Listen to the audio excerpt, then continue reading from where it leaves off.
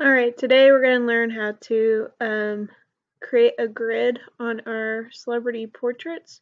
So we're going to first start with this open image. You're going to pick your celebrity. Let's see here. Do this. So first we're going to need to crop it. We're going to hit ratio and you're going to select 8 for your width and 10 for your height. And then you're going to adjust it perhaps a little bit just so you get as close to having, negative space taken out in the background.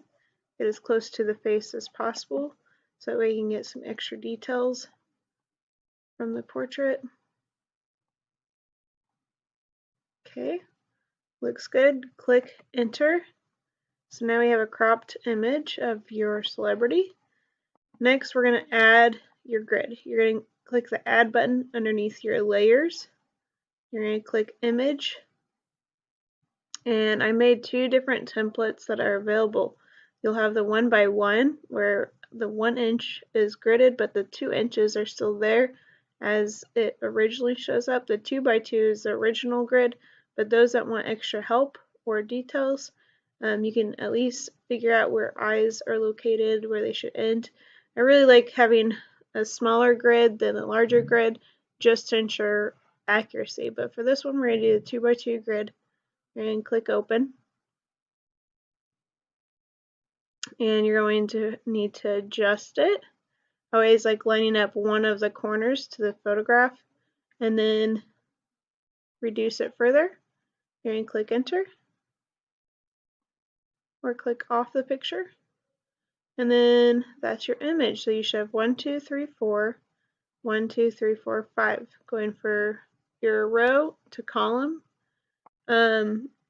Then once you start seeing that, that's an option. I can always turn off the visibility. That's a little box on the right hand side of your layer. I'm going to test out my other grid where it's a 1x1 with it being dotted on the 1 inch and then 2 inches still there, as you can see right here. But I'm going to have to zoom out, fit the grid onto the portrait, and that looks pretty good. I might adjust it just a tiny bit. Nope, that's good. And I click off the picture, and now I have my 1 inch, but the 2 inches also highlighted in there. So you could save both of them if you'd like, or just kind of pick which one you prefer by clicking through your visibility on your layers. We'll go with 2x2 because it's nice and clean, easy to see. Then you're going to click File. You're going to save it. You're going to name it either for your name or the celebrity, so it'd be Robert Jr. And then you're going to save it as a JPEG. I try to save the quality up to the highest level. Then you can download it. This will save it to your computer.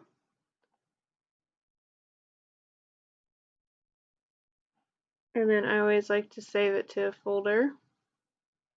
So in this case, I would go to my grid folder, or it'd be your artwork folder, and you can save it. So now you have it to refer back to. You can go back and even change this the visibility out between your photographs. Save this one as your second one.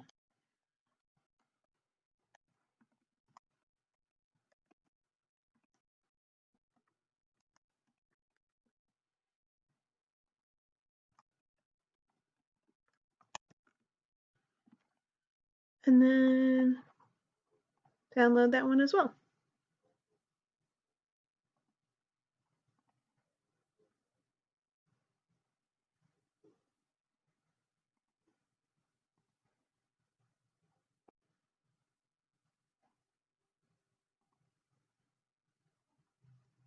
Now sometimes when we're doing your value scales, it's nice to see this image in a different, let me see,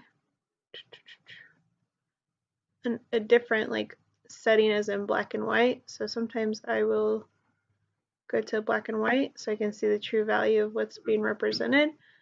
This will definitely help you figure out what your darkest darks are, especially whenever you go to your different color schemes, like your monochromatic, analogous. You can start associating it to the different degrees of value. I like to save this too. So all in all, let's just do another one.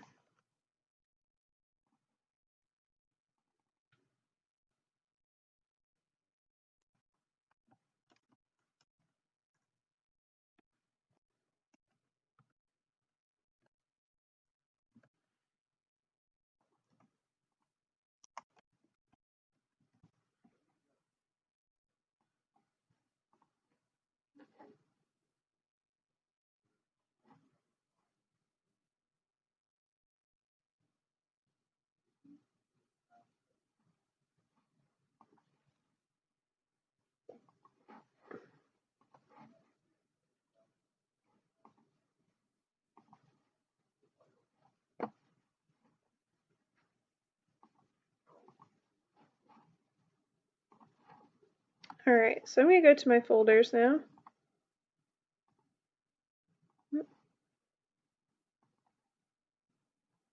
And then I'm going to make a new folder.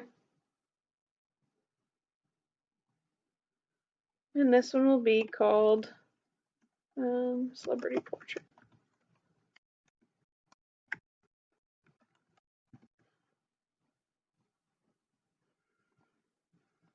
And then I can move all my celebrity portraits that I want to use as reference, and I know where to go get them. That way whenever I start for class, I just open it up, I have my pictures ready to go. I'll probably use this one first, and I can zoom in, zoom out, do what I gotta do to start the portrait, and the